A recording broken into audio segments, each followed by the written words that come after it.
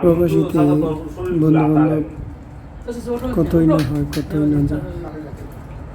যে কিছু কিছু সময় অনেক কিছু স্মৃতি হিসাবে রাখা যায় আর কি।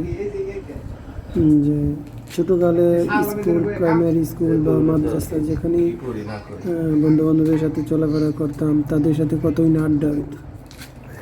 কয় বছর, হয়তো 18 বছর বা 21 বছর।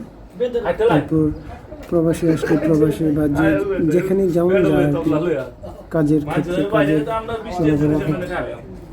তো ঠিক তেমন ওই প্রবাসীতে আসার পরে কিছু কিছু বন্ধু বান্ধব হয়েছে, তাদেরকে কখনো আসলে বলা যায় না আর কি।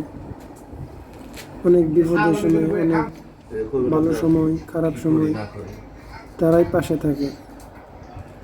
তো আসলে এটা একমাত্র আমরা প্রবাসীরা আমরাই বুঝবো।